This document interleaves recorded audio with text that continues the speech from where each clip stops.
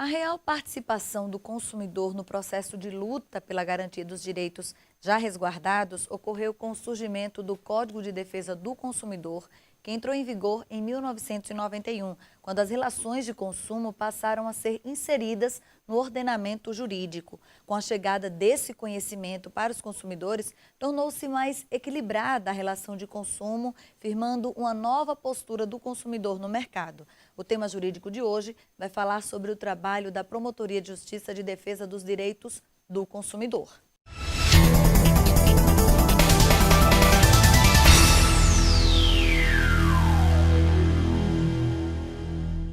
O programa Tema Jurídico continua a série de entrevistas sobre o trabalho das promotorias e hoje vamos conversar com o titular da Promotoria de Justiça de Defesa dos Direitos do Consumidor, Leonardo Pinto.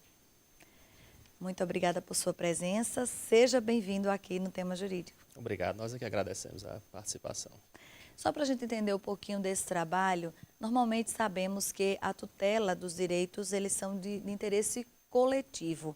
Nesse ponto de vista, aquilo que seria de interesse individual estaria fora dessa defesa ou não? Como é que funciona o trabalho dessa promotoria? Exatamente. O nosso sistema normativo de proteção ao consumidor, ela confere ao Ministério Público a tutela, como você bem disse, Júlia, dos interesses coletivos, individuais homogêneos, ou seja, aqueles direitos que atingem um número expressivo ou indeterminado de pessoas.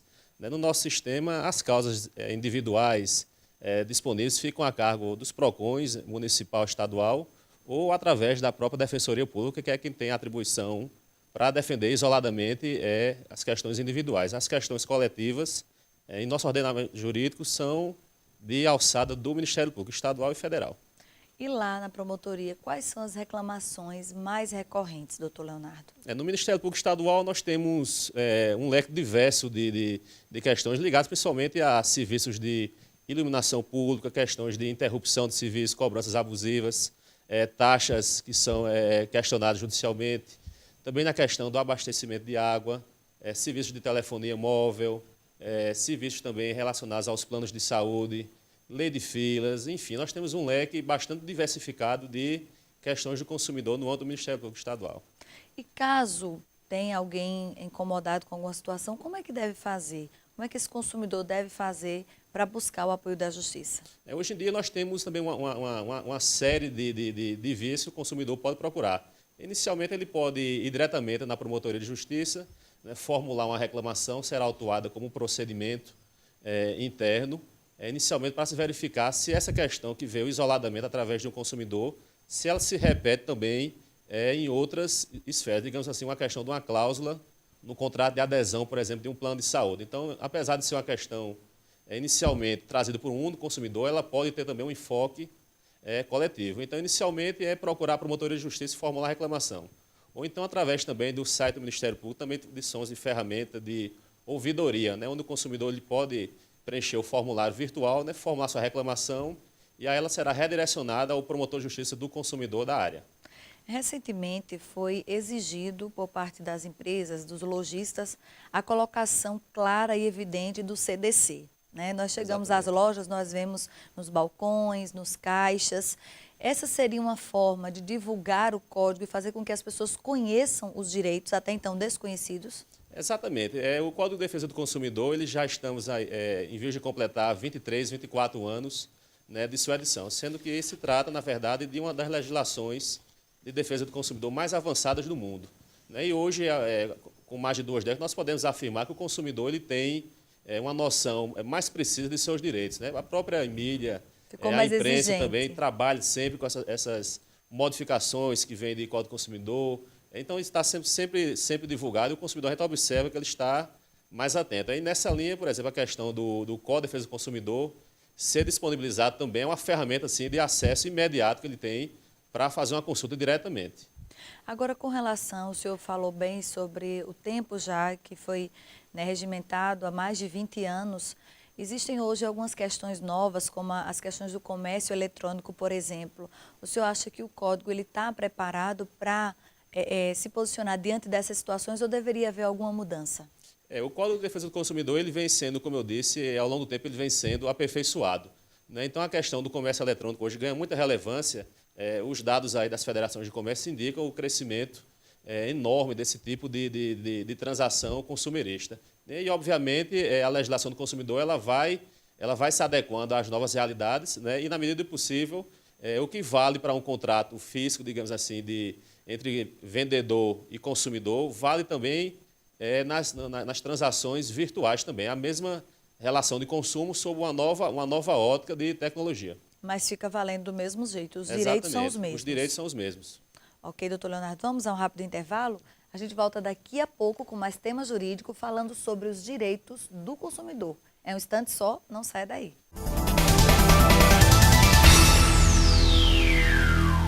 Voltamos com mais um bloco do programa Tema Jurídico, que hoje discute o trabalho realizado pela Promotoria de Justiça de Defesa dos Direitos do Consumidor. O nosso convidado é Dr. Leonardo Pinto, que está à frente dessa promotoria aqui em Campina Grande.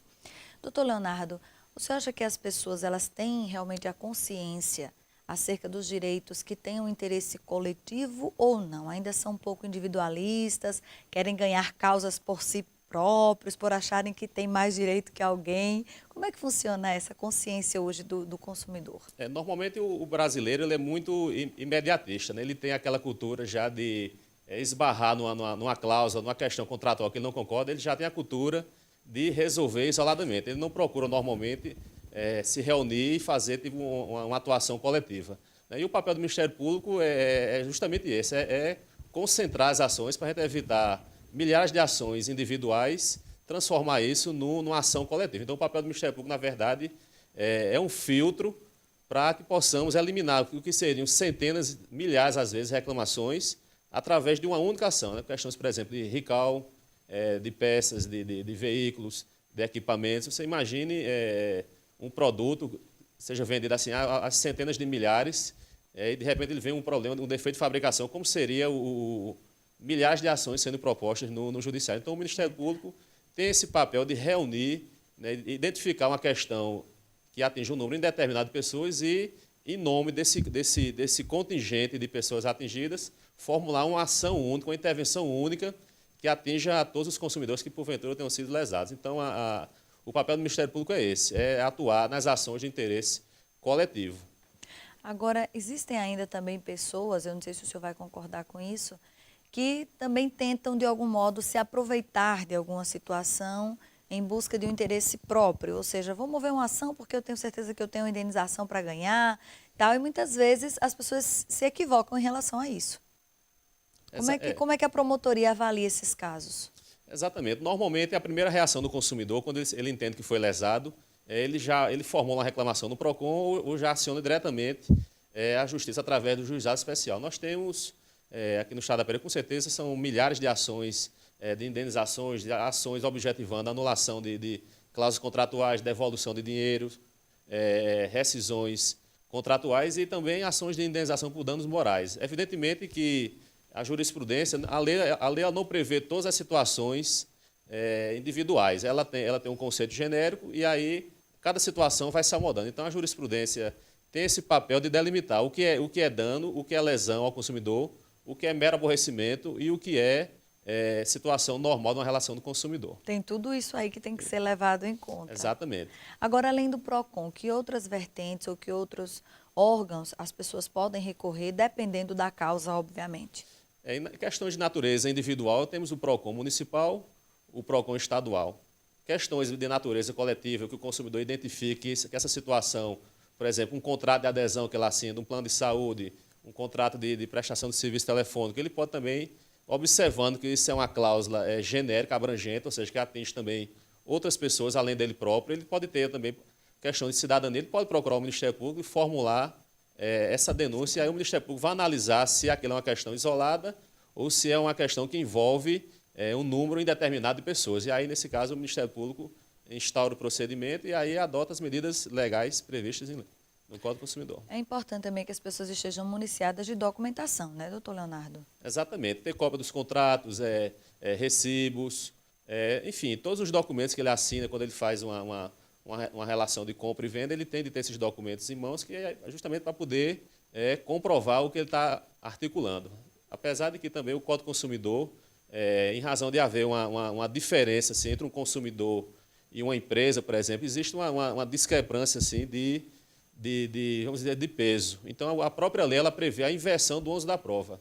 Ou seja, basta o consumidor provar que houve uma relação de consumo, e aí vai caber à empresa comprovar que o serviço foi prestado ou que o produto foi entregue de acordo com as especificações técnicas. Esse ônus da prova, a nossa legislação, ela inverte, ela tira do consumidor esse dever de provar isso e confere esse ônus à própria empresa que forneceu o serviço. Já objetivando é facilitar a defesa do consumidor.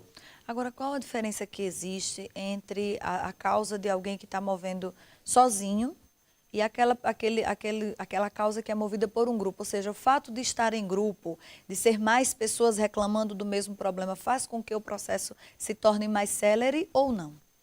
Normalmente, as ações promovidas pelo Ministério Público, como elas têm um impacto social em razão de atingir um enorme número de pessoas e, como eu disse anteriormente, de evitar que centenas de ações individuais cheguem às bases da Justiça. Então, normalmente, quando uma ação é promovida pelo Ministério Público, ela tem, digamos assim, uma prioridade de tramitação em razão do seu efeito erga omnes, ou seja, da sua capacidade de o provimento jurisdicional que se procura atingir um número expressivo de pessoas. Então, normalmente, as ações do Ministério Público, em razão delas terem um alcance social maior, de envolverem um espectro de pessoas muito maior do que uma ação individual, ela tem normalmente prioridade nos trâmites processuais. Agora, uma coisa importante e uma iniciativa que tem surgido também recentemente são as conciliações, né? Hoje em dia, o direito, a justiça trabalha muito em busca disso. Como é que o senhor vê, por exemplo, o programa Pró-Endividados? Como é que o senhor avalia esse instrumento? Nós vemos, eu acho que veio em muito boa hora esse convênio da Facisa com o Tribunal de Justiça, porque com a oferta de crédito crescente que nós temos hoje, o acesso ao crédito hoje não é como era há 10 anos atrás. Hoje em dia você vai no banco, vai em alguma casa de câmbio dessa e rapidamente você consegue o crédito. O crédito hoje é muito fácil, né? E o brasileiro ele não tem a cultura, ele não tem uma educação financeira aprimorada. Então, muitas vezes, na busca de um dinheiro fácil, um acesso fácil ao dinheiro, sem burocracia, termina muitas vezes se endividando, não observa, às vezes, as taxas de administração, os encargos, os juros embutidos. Então, isso leva a um endividamento, né? E essas câmaras de conciliação, incluindo aí o programa agora celebrado pela Facisa com o Tribunal, visa justamente atingir esse grande foco aí de demanda que nós temos, que é a questão dos consumidores se endividarem, não conseguirem mais arcar com os valores que foram acertados. Doutor Leonardo, o senhor acha, na sua opinião, que o consumidor ele ainda está um pouco desinformado acerca de seus direitos ou não? Há uma crescente de informação que tem mobilizado as pessoas aqui no Brasil? Apesar de o acesso à informação hoje ser irrestrito, hoje em dia todo mundo tem um acesso à informação, as alterações no âmbito do consumidor são divulgadas pela imprensa, né? Então, mas mesmo assim a gente ainda observa os consumidores, muitas vezes, eles não se atêm a ler o contrato. Esses contratos normalmente são pré-elaborados, ou seja, são contratos de adesão, né? E muitas vezes ele se atém apenas às cláusulas principais e não cuida de examinar isso. Então, o que a gente sugere é que ele, na dúvida, ele não assine, não faça uma compra. Primeiro, analise, saiba exatamente o que vai pagar, prazos, né? Veja a repercussão que isso vai ter no seu orçamento para evitar de ele assinar um contrato desse de adesão e, posteriormente, né, ele vai ter aí de acionar aí o PROCON, Defensoria Pública, Ministério Público, para poder obter a revisão contratual. Agora, todo consumidor que sofre um prejuízo necessariamente sofreu também um dano moral ou não? Porque as pessoas falam muito, eu vou mover uma ação por dano moral, eu tenho direito à indenização por danos morais, mas onde é que realmente esse dano é considerado um dano moral? Existiu no passado muita discussão a respeito de uma suposta indústria do dano moral. Né? Qualquer relação de consumidor, qualquer desvio nessa relação, ensejava uma ação de reparação patrimonial e também uma intenção também de obter uma indenização por danos morais. Né? E esse papel compete basicamente à jurisprudência. A legislação prevê que o consumidor que sofra o dano moral seja indenizado. Ela não especifica quais casos, mesmo porque é uma situação, são inúmeros casos em que pode se verificar. Então, depende aí de cada caso concreto. Né? E a jurisprudência ela tem esse papel de separar o que é apenas uma questão patrimonial daquela situação que, além de uma repercussão no âmbito do patrimônio do consumidor, gere também uma ofensa à sua intimidade, à sua privacidade, né, aos seus direitos subjetivos, que possam ensejar uma reparação por dano moral. A jurisprudência tem esse papel de delimitar o que é apenas um aborrecimento, uma questão patrimonial, do que seja um dano moral. Dano moral funciona, digamos, como se fosse um plus. Muitas vezes o consumidor vai ter direito a uma reparação, vamos só dar um exemplo aqui de uma cobrança abusiva, né? Uma taxa que não havia previsão contratual. O consumidor aciona via Ministério Público ou via Defensoria Pública, ou individualmente no juizado especial, e obtém a devolução desse valor, né? E muitas vezes o judiciário não vai conceder, nesse caso, um dano moral. Concederia, por exemplo, se além dessa cobrança indevida, o nome do consumidor tivesse sido negativado, por exemplo, no órgão de proteção ao crédito. E aí, como haveria já esse plus, além da questão financeira, haveria também essa restrição, esse dano à imagem ao nome do consumidor, ensejaria, nesse caso específico, também uma reparação por dano moral. Ok, são muitas questões e aí tem que avaliar cada caso pessoalmente, né, doutor Leonardo? Exatamente. Vamos ao intervalo novamente? Daqui a pouco a gente volta com mais tema jurídico e direitos do consumidor. Não saia daí que a gente volta já. Voltamos agora ao último bloco do programa Tema Jurídico, que hoje está abordando as questões relacionadas à Promotoria de Justiça de Defesa dos Direitos do Consumidor. E o nosso convidado é o doutor Leonardo Pinto, que está à frente da promotoria aqui em Campina Grande. Doutor Leonardo, ainda existem muitas questões movidas e comentadas acerca dos planos de saúde. Como é que ficam essas reclamações lá na promotoria? Ainda são muito recorrentes? Ainda há uma incidência grande disso ou não? Existe uma incidência muito grande de reclamações sobre planos de saúde, né? A Agência Nacional de Saúde é quem regulamenta esses planos e anualmente ela vem atualizando, por exemplo, ela vem exigindo que alguns procedimentos sejam obrigatórios, ou seja, todo plano de saúde tem que ter, vem regulamentando também questão de faixas etárias para efeito de reajuste, procedimentos, prazos para a realização de procedimentos, enfim, existe todo um leque de direitos do consumidor que devem ser observados pelos planos de saúde. O papel do Ministério Público na área de saúde, normalmente, quando através do SUS, do Sistema Único de Saúde, a Curadoria da Saúde aciona Estado, município, com vistas à realização do procedimento cirúrgico, fornecimento de medicamentos. Né? Na área do direito do consumidor, que aí envolve os planos de saúde, onde já não é uma relação aí entre o Estado e o consumidor, mas sim entre uma empresa e o consumidor final, o papel do Ministério Público, basicamente, é examinar esses contratos, né, que são contratos padronizados, ou seja, contratos de adesão. Então, o nosso papel é, basicamente, analisar os contratos que as empresas que exploram o plano de saúde oferecem aos consumidores e aí fazer uma triagem, observar cláusulas que sejam excessivas, que tragam vantagens desproporcionais e um ônus que não pode ser suportado pelo consumidor. Então, o nosso papel é basicamente preventivo, é identificar cláusulas que sejam abusivas e trabalhar para que elas sejam retiradas desses contratos. Existe hoje uma problemática que é a questão da demora no atendimento, né? Mesmo os usuários de planos de saúde, às vezes esperam 2, 3 meses para conseguir uma simples consulta médica, dependendo do profissional. Existe algum recurso que o usuário possa utilizar para formalizar uma reclamação nesse sentido? Existe. O usuário, inicialmente, ele pode reclamar diretamente no site da Agência Nacional de Saúde, como também pode formular a reclamação no PROCON e no próprio Ministério Público. Os planos de saúde, eles não podem oferecer prazos assim, indeterminados para a realização de consultas e procedimentos cirúrgicos. E nos casos assim, de emergência que o consumidor necessite de um tratamento médico de urgência, de um medicamento ou de um procedimento cirúrgico que não possa aguardar uma definição de data, ele pode também buscar em juízo, obrigar o plano de saúde a antecipar esse procedimento ou fornecimento desse medicamento, ou seja, existem prazos razoáveis que devem ser observados pelos planos de saúde, né? Isso é uma prática abusiva, né? O consumidor chegar no consultório, na clínica, no hospital, querer agendar um procedimento, sobretudo se for um procedimento de urgência, e sai de lá sem uma data próxima, né? Então, existe aí o caminho, se não houver solução administrativa da empresa, existe o caminho judicial de obrigar a empresa a que ela antecipe esse procedimento que o consumidor necessite. Ou agilize mesmo, né? Exatamente. Pelo menos isso. Agora, doutor Leonardo, em linhas gerais, já que a gente está finalizando esse programa hoje, quais são as dicas que o senhor traz ao consumidor na hora de comprar um produto ou mesmo de assinar um contrato, as dicas gerais que as pessoas devem ficar atentos para evitar um problema? Hoje em dia, a gente recomenda que o consumidor, inicialmente, ele pesquise, né? Hoje em dia, na internet, ele encontra ferramentas, verificar se aquela empresa que fornece serviço, se ela tem credibilidade no mercado, se ela tem saúde financeira para honrar um compromisso. né? E ele escolhendo o fornecedor do produto ou do serviço, que é o primeiro passo, é estudar a empresa, ver se é uma empresa confiável. Em seguida, ele analisar o contrato que ele vai assinar.